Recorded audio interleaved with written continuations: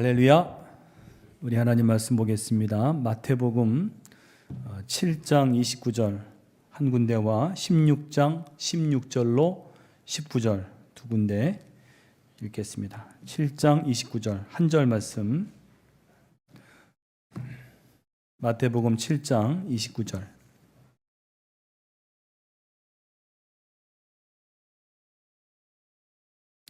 자, 한 절 말씀 먼저 같이 읽겠습니다. 이는 그 가르치시는 것이 권위 있는 자와 같고 그들의 서기관들과 같지 아니함일러라. 아멘. 또 16장 19절로 19절.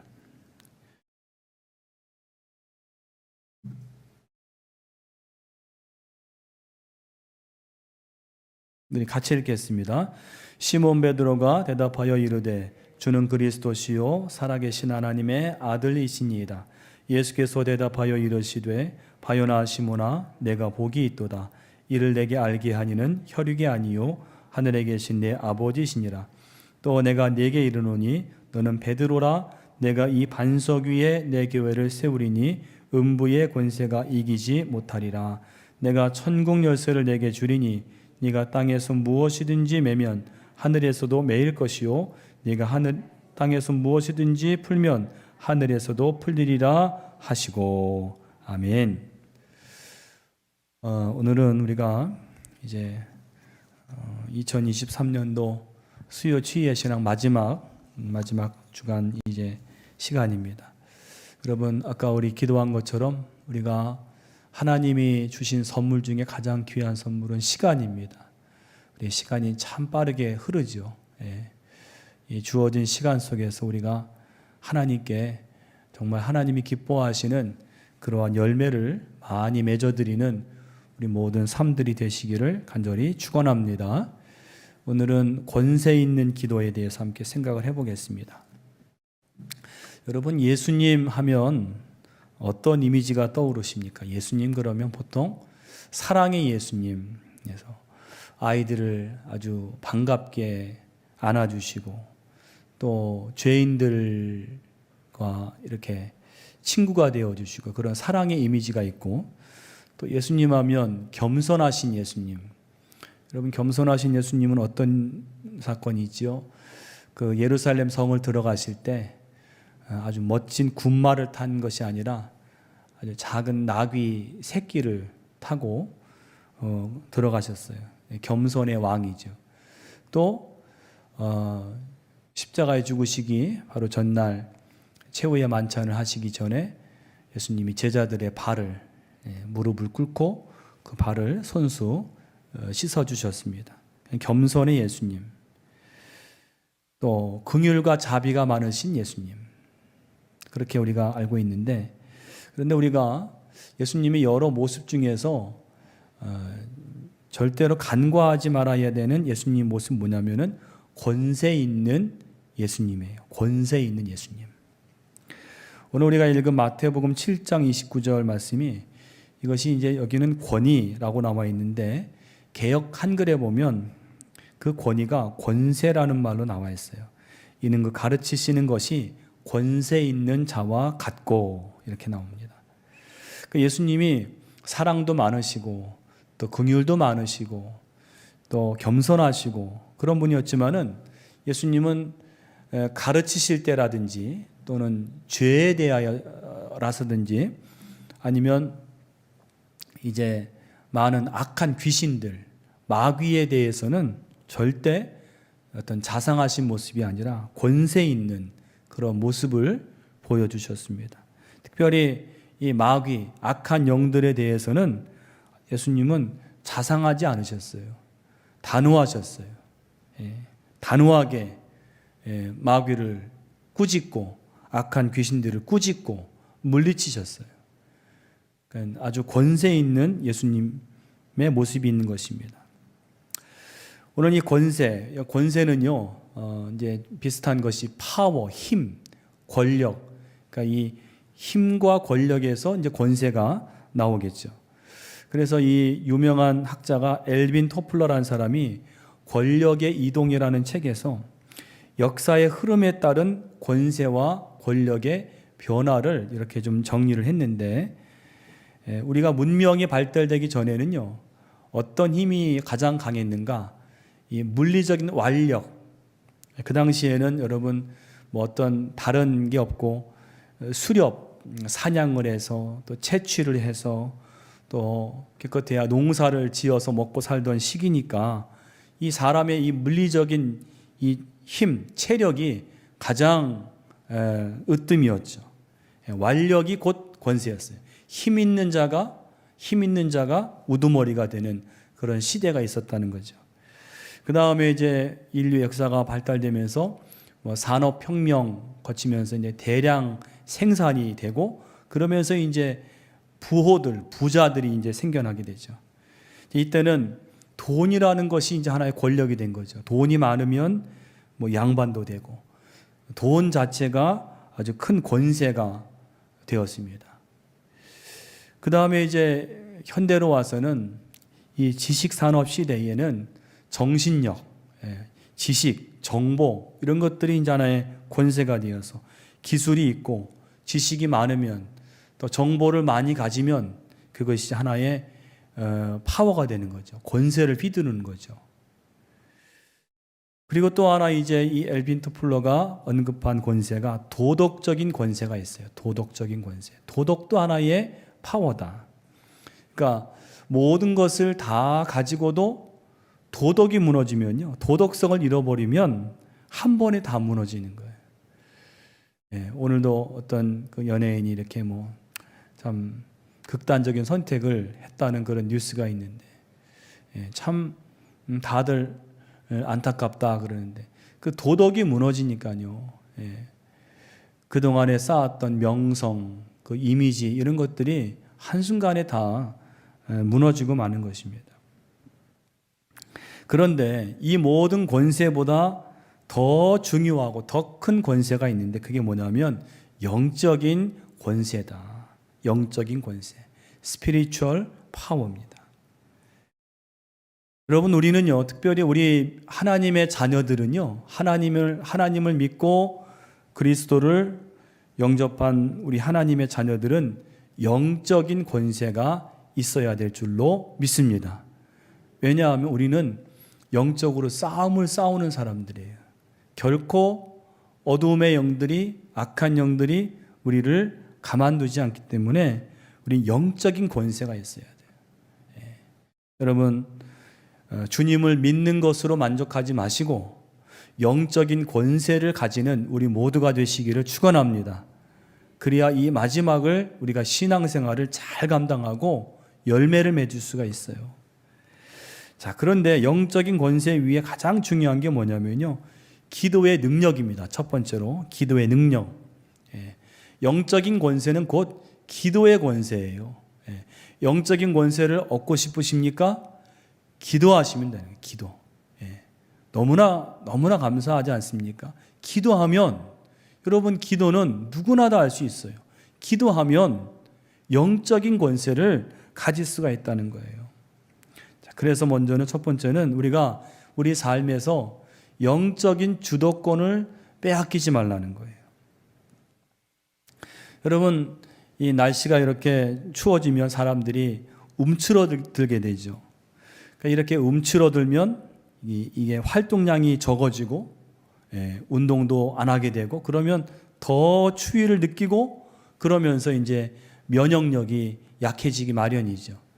자, 그것은 날씨에 눌리는 거예요.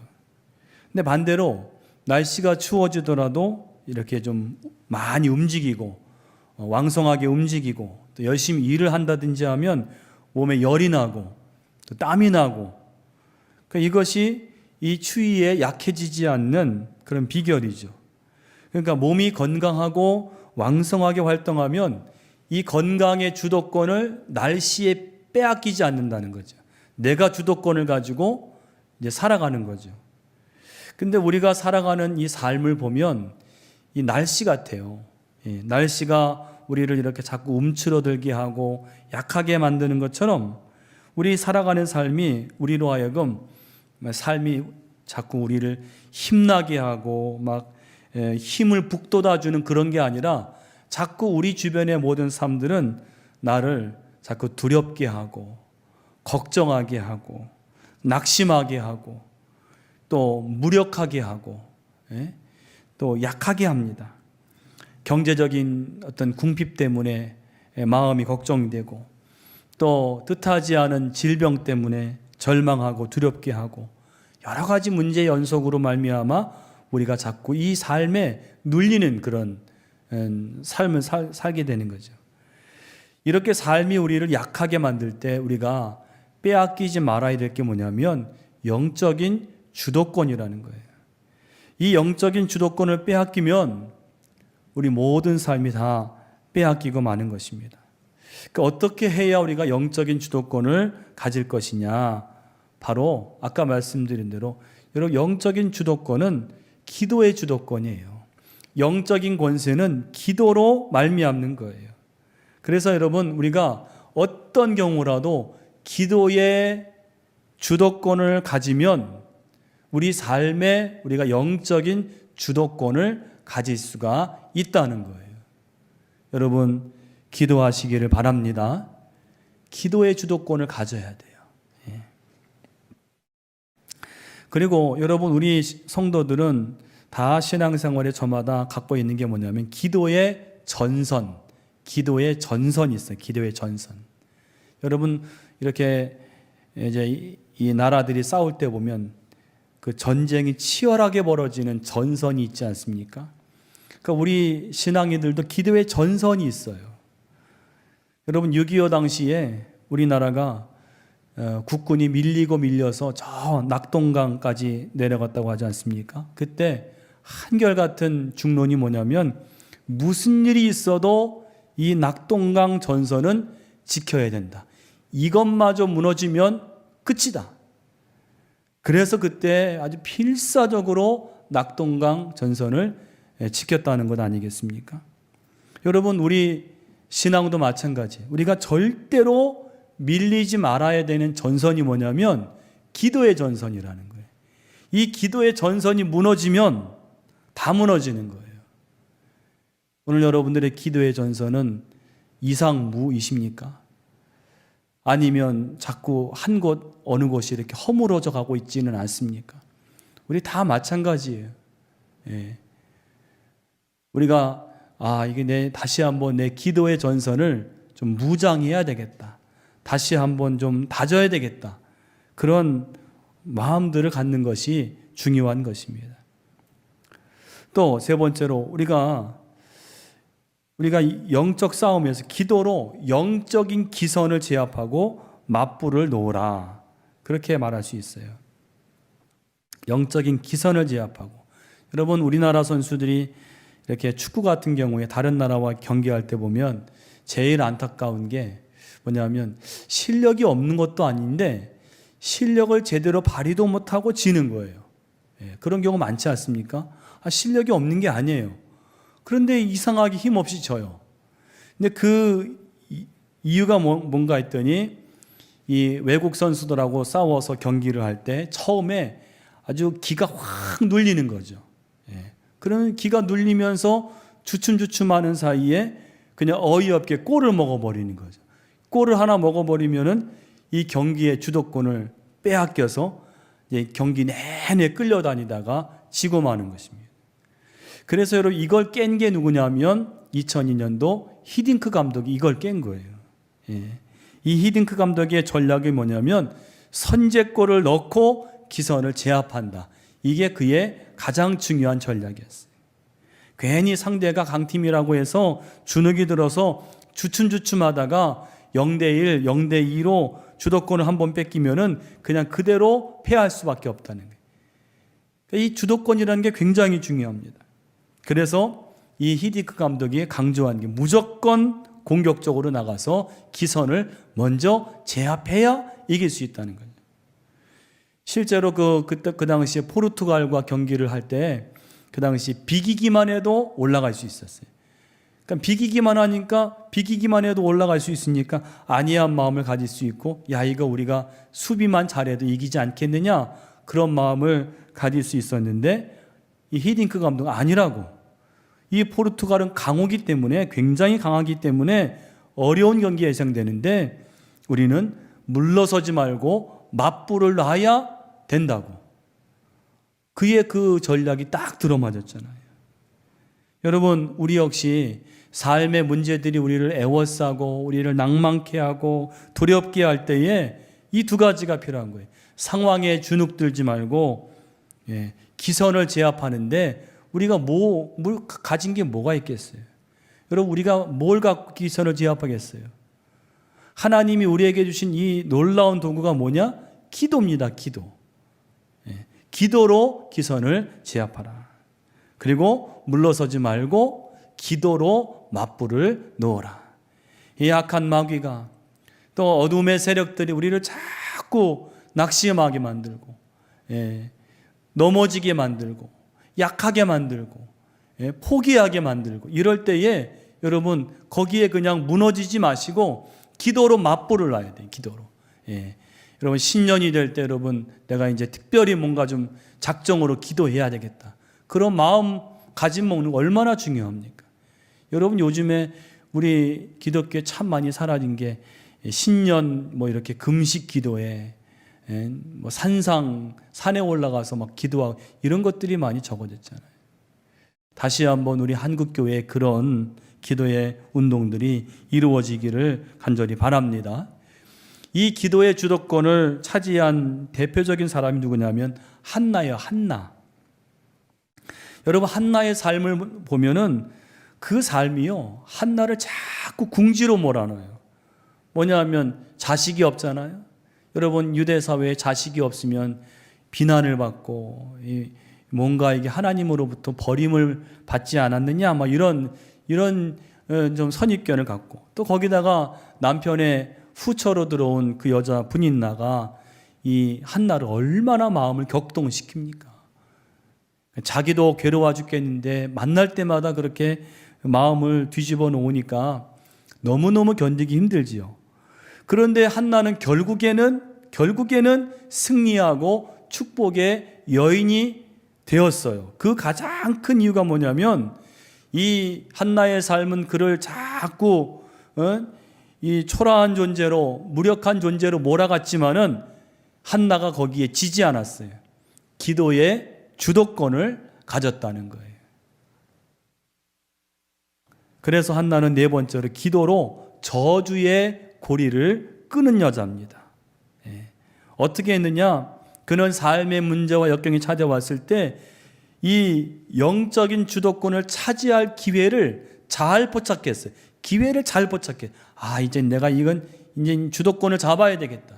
그게 언젠가 하면 매년 이제 그 가족이 다 올라가서 제사를 드리러 올라갈 때, 그때 하나님의 전에 올라갔을 때 하나님을 배웠잖아요.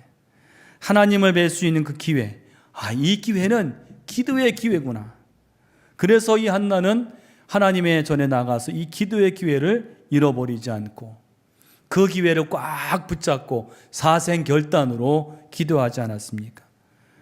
그래서 여러분, 한나가 받은 하나님의 선물이 뭐예요? 세 가지가 있는데, 하나는 마음의 평안이에요. 열심히 기도했더니 마음에 이상하게 평안이 왔어요. 그래서 말씀 보니까 가서 먹고 얼굴에 다시는 근심빛이 없더라. 자기가 그렇게 괴로워하던 문제로 인해 더 이상 마음 끓이지 않아요. 거기서 해방이 됐어요. 마음이 평안이 왔어요. 여러분, 우리가 기도할 때 문제가 여전히 있을지라도 마음에 평안이 오면 그거는 주님이 응답하신 기도인 줄로 믿습니다. 그러니까 그 마음의 평안이 오기까지 기도하는 거예요. 기도로 씨름하는 거예요. 또 여러분, 하나님이 간구를 들어주셔서 사무엘을 낳았잖아요.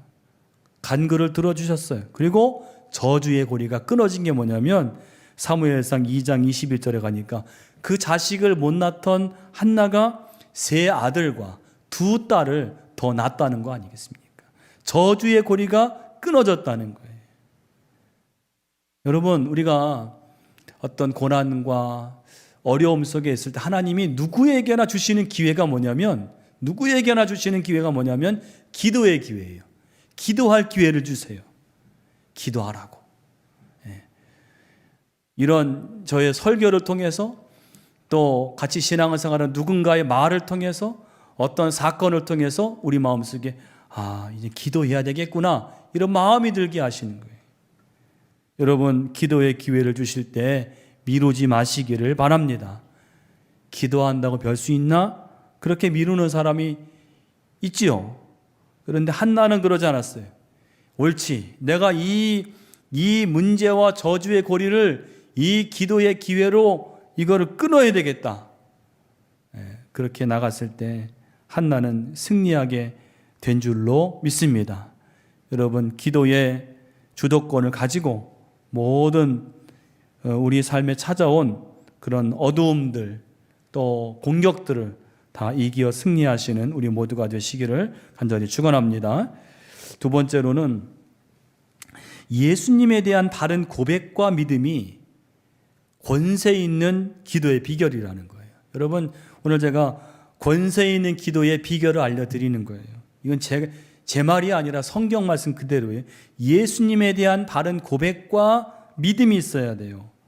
아까 우리 읽었던 마태복음 16장의 내용 아시죠? 예수님이 제자들에게 너희는 나를 누구라 하느냐 이렇게 물어보시죠. 여러분 이 예수님이 이것을 물어보신 장소가 저기 헬몬산 그 아래 빌립보라는 그 동네입니다. 근데 거기가 뭐냐면 우상들이 아주 잔뜩 있는 동네예요. 지금도 가보면은 산을 이렇게 깎아서 신전을 만들어 놓은 게 엄청납니다. 그래서 거기에 갔더니 그런 이방신 그 엄청난 이방 신상들이 있어서 사람들이 거기에 절을 하는 가운데 예수님이 야 너희는 나를 누구라고 하느냐 이렇게 질문을 하셨다는 거죠. 그때에 다른 제자들은 어떻게 했습니까? 뭐 선지자요, 또 뛰어난 능력자요 이 정도로만 이렇게 했는데 베드로가 아주 놀라운 고백을 해요. 사실 저라도 그렇게까지 고백을 할 수 있었을까 싶습니다. 오늘 베드로가 뭐라고 고백했습니까? 주님은 그리스도시요 살아계신 하나님의 아들이십니다. 이건 놀라운 고백이에요. 오늘 베드로가 여러분 다혈질이고 또 여러 가지로 뱃사람이니까 많이 배우지 못했겠죠. 그런데 베드로에게 귀한 것은 믿음이었어요. 믿음. 이분은 그냥 선지자가 아니구나. 이분은 그냥 능력자가 아니구나. 이분은 그리스도시구나. 하나님의 아들이시구나. 이거를 베드로가 알았다는 거예요. 예수님이 그 베드로를 칭찬하시고 너의 그 믿음의 반석, 너의 그 믿음의 고백 위에 교회를 세우겠다. 그렇게 말씀하신 거죠. 그래서 여기서 우리가 알 수 있는 건 뭐냐면요. 여러분, 예수의 주 되심이 믿어지는 것이 은혜 중에 은혜라는 거예요. 할렐루야. 여러분, 예수님이 주님이 되심이 다 믿어지십니까? 오늘 시몬 베드로가 주는 그리스도시요 살아계신 하나님의 아들이십니다 라고 말할 때 너는 복이 있도다. 이를 알게 하니는 하늘 아버지시라고. 여러분, 예수님이 나의 구주이심이 믿어지는 것이 가장 큰 은혜인 줄로 믿습니다. 이게 안 믿어지는 사람들이 있어요. 아무리 많이 공부하고 많이 읽어도 안 믿어지는 사람이 있는데 이게 믿어지는 것이 은혜입니다. 자, 그 다음에 두 번째로는 예수를 바로 믿고 고백하는 사람. 오늘 베드로가 예수님을 바로 믿었지요. 바로 고백을 했죠. 그랬더니 그에게 뭘 주셨는가? 기도의 천국 열쇠. 기도의 천국 열쇠를 주었다는 거예요. 이 여러분 기도의 천국 열쇠라는 것은 기도로 메고 푸는 권세를 말하는 거예요. 여러분 여기에 19절에 예수님께서 내가 천국 열쇠를 내게 주리니 네가 땅에서 무엇이든지 매면 하늘에서도 매일 것이요 네가 땅에서 무엇이든지 풀면 하늘에서도 풀리리라 하시고. 천국 열쇠. 여러분, 하나님께서 여러분들에게 이러한 천국 열쇠를 주시기를 간절히 축원합니다. 기도로 매면, 이 땅에서 매면 저 하늘에서도 매이고, 이 땅에서 풀면 저 하늘에서도 풀리는 그런 권세. 이런 권세가 누구에게 주어지느냐? 누구에게? 바로 예수님을 바로 믿고 고백하는 자에게 이 권세를 주신다는 거예요. 이 말씀 꼭 기억하세요. 여러분이 예수님이 나의 구주이시고 하나님의 아들이심을 확실히 믿고 기도하는 자에게 이 천국 열쇠를 주시겠다는 거예요. 그러므로 여러분, 세 번째로 우리는요, 기도할 때 어떻게 기도해야 되느냐? 예수님의 주 되심을 믿음으로 기도하라는 거예요. 여러분, 기도하실 때 우리가 여러 가지 어려운 문제 놓고 기도하잖아요. 근데 기도할 때 동시에 내가 이 어려운 문제, 내 힘으로는 해결할 수 없는 문제를 갖고 기도하지만은 내 기도를 들으시는 주님은 모든 것을 가능하게 하시는 주님이신 것을 믿음으로 기도하라는 거예요. 여러분 꼭 기억하세요. 예수의 주 되심을 믿고 기도하시기를 간절히 축원합니다. 기도할 때 예수님 아니면 딴 사람한테 딴 분이라도 좀 되지 않겠나, 이런 믿음으로 드리면 안 돼요. 오직 예수께서 나의 주님이 되신다. 여러분, 고아의 아버지 1만 번 기도 응답을 받은 유명한 사람 조지 뮬러가 있는데요.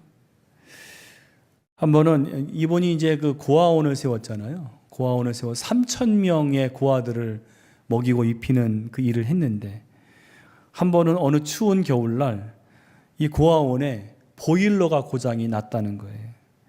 이 보일러를 고치려면 적어도 일주일은 걸리기 때문에 고아원이 아주 비상이 걸렸습니다.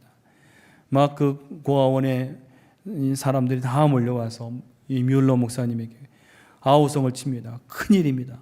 이 영아들이 있는 건물도 보일러가 고장이 나서 아이들이 지금 다 얼어 죽게 됐습니다. 이때 이 뮬러 목사님이 그 아우성 소리를 다 뒤로 한 채 성경책을 들고 옆구리에 끼고 교회로 가서 밤새 부르짖으며 기도하기를, 그분의 기도가요, 저기 제가 실어 놓았는데 한번 들어보시기 바랍니다. 날치를 주장하시는 하나님 아버지, 이 어린아이들은 다 하나님이 제게 맡겨주신 생명들입니다. 이 어린 생명들의 아버지는 하나님이시고 저는 총무일 뿐입니다. 하나님, 시간과 때를 주장하시는 하나님께서 일주일 동안 봄 날씨로 변화시켜 주옵소서. 여러분, 이 간구가 보통 사람이 드릴 수 있는 기도가 아니에요. 말이 안 되는 기도죠. 그런데 놀라운 일이 벌어졌어요. 이 조지 뮬러가 기도하는 그 부르짖어 간구하는 동안에, 그 밤새 기도하는 동안에 어떻게 됐는가 하면 갑자기 영국에 동풍이 불기 시작했다는 거예요. 원래 북풍이 불어야 되는데 동풍이 불기 시작해서 영국 전체가 봄 날씨가 되었다는 거예요. 여러분, 그때는 지금처럼 무슨 기상이변이 흔한 시절도 아닌데 하나님께서 조지 뮬러의 기도, 하나님의 아이들 아닙니까? 하나님이 다 책임져 주실 생명들 아닙니까? 하나님은 능히 이 모든 것들을 바꾸실 수 있지 않습니까? 구체적으로 봄 날씨가 되게 달라. 그랬더니 북풍이 멈춰지고 동남풍이 불어서 영국 전체가 따뜻한 온실이 되었다는 거예요. 그리고 보일러를 고치고 나자 영국에 다시 한겨울에 세찬 바람이 불어왔다는 것입니다. 자, 오늘 여러분, 뮬러 목사님의 귀한 게 뭐예요? 뮬러 목사님은 다 절망적이고 아무것도 할 수 없는 그 상황에서 하나님의 하나님 되심, 예수의 주 되심, 하나님은 얼마든지 모든 것들을 하실 수 있으시다는, 하나님은 능력이 한이 없으시다는 것을 그가 믿음으로 고백한 거잖아요. 하나님께 고백하고 하나님께 이걸 말씀드리고 하나님은 그 믿음에 응답하셨다는 거예요. 여러분, 우리도 이렇게 기도하기를 간절히 축원합니다. 예수의 주 되심을 믿고 기도하는 거예요. 마지막 세 번째로는 내 의지를 하나님께 온전히 순복함이 권세 있는 기도의 비결입니다. 순복입니다. 순복은 순종하고 복종하는 거예요. 야고보서 5장 16절로 18절 말씀인데요. 여기 같이 한번 말씀 같이 읽어보겠습니다. 이러므로 너희 죄를 서로 고하며 병낫기를 위하여 서로 기도하라. 의인의 간구는 역사하는 힘이 많으니라. 엘리야는 우리와 성정이 같은 사람이로되 저가 비 오지 않기를 간절히 기도한즉 3년 6개월 동안 땅에 비가 아니오고 다시 기도한즉 하늘이 비를 주고 땅이 열매를 내었느니라. 아멘. 여기 여러분 16절에 보니까 의인의 간구는 역사하는 힘이 많다. 역사하는, 여러분 여기 역사하는 이라는 것은 그 의미가 역사는 하나님이 능력을 부어주신다, 이런 의미가 있대요. 그래서 여러분 간구할 때, 우리가 기도할 때 하나님이 능력을 부어주세요. 그 능력을 부어주시는 기도가 권세 있는 기도라는 거예요. 여러분, 저는 이 시간 바라기, 여러분이 기도할 때 하나님 여러분들에게 능력을 부어주시기를 축원합니다. 하나님 나에게 능력을 부어주세요. 그런데 그 능력을 부어주시는 기도의 권세를 누구에게 주시는가? 거기 보면 의인의 간구는, 의인이란 말이 중요해요. 의인. 여러분 여기 의인이라는 것은요, 우리가 로마서 공부할 때 로마서에서 말하는 의인은 하나님이 의롭다 하심을 입은 사람을 의미하죠. 근데 여기에 의인은 좀 달라요. 여기에 의인은요, 하나님의 뜻에 전적으로 순종하는 자예요. 전적으로 순복하는 자. 그가 의인이라는 거예요. 여러분, 하나님의 뜻에 전적으로 순종하는 사람이란 내 의지가 있지요.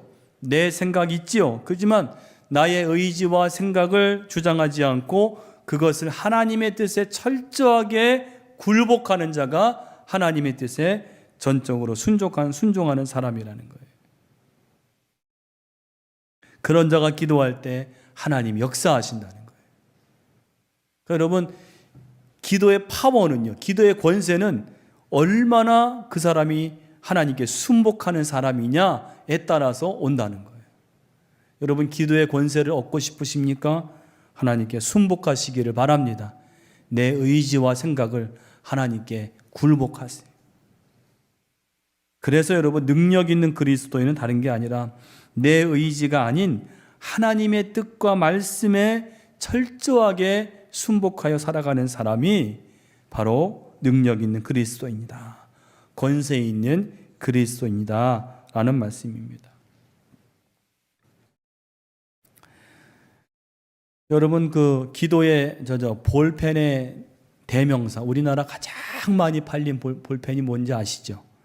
모나미 153. 다 아실 거예요. 여러분, 이 모나미 153은 1963년 5월 1일 송삼석 회장이란 분이 이제 붙여서 탄생을 했는데, 사실 이 모나미 153이 나왔을 당시의 상황은 이 송삼석 회장 이분은 그 당시에 볼펜을 생산할 수 있는 공장도 없었고 기술도 없었던 상태고, 그나마 조금 지었던 공장이 도산할 위기가 되었다는 것입니다. 다 이제 아무것도 의지할 게 없어서 이 회장이 회사에 어려움을 놓고 기도원에 올라가서 기도를 했다는 거예요. 절박함으로 간절히 기도하는 가운데 하나님이 기도의 응답을 주시는 것 대신에 자기 죄를 깨닫게 하시더라는 거예요. 그 마음속에 내가 한참 기도하다 보니까 내가 하나님 앞에 범죄한 게 너무나 많았구나. 죄가 다 깨달아지는 거예요. 주일 성수를 하지 않은 죄. 이제부터 철저하게 주일 성수하겠습니다. 자기가 한때 돈을 많이 벌고도 11조를 거른 거, 11조 안 한 거, 그것도 생각이 나서 그것도 하나님 앞에 회개하고, 또 그가 매일 기도하기로 작정했는데 그 기도하지 않은 것, 이제는 기도하기를 쉬는 죄를 범하지 않겠습니다. 뭐 여러 가지 죄를 온통 다 하나님 앞에 회개하고 하나님 앞에 철저하게 굴복하는 거죠. 그런데 그렇게 다 기도하고 났더니 자기의 모든 의지를 순복함으로 회개함으로 기도하고 났더니 하나님이 영감을 부어주시는데 요한복음 21장 1절로 14절을 말씀을 주시는데 거기에 베드로가 예수님이 지시한 곳에서 그물을 던졌더니 153마리의 고기를 잡았으나 그물이 찢어지지 않았다. 이 말씀을 듣고는 하나님, 제가 모나미 153이라는 이름의 볼펜을 만들겠습니다. 이 볼펜이 모든 사람의, 전 세계인의 손에 들려지기를 원합니다. 50억 자루가 팔리게 해달라고 그렇게 기도했다는 거예요. 나중에 통계를 보니까 이미 오래전에 50억 자루가 넘었다는 겁니다. 여러분, 기도의 권세는요, 바로 극한 문제 상황을 맞이해서 오늘 이 송 회장이 어떻게 기도했습니까? 오늘 만왕의 왕이시고 정말 만군의 주 하나님 앞에 열심으로 기도할 때 자기의 죄를 다 토설하고 내가 하나님 내 의지대로 하지 않고 하나님께 내 모든 의지를 맡기겠습니다 라고 기도할 때 거기에서 놀라운 영감을 주신 결과라는 거예요. 여러분, 하나님께 순복할 수 있는 저와 여러분이 되시기를 간절히 축원합니다. 순복함이 권세예요.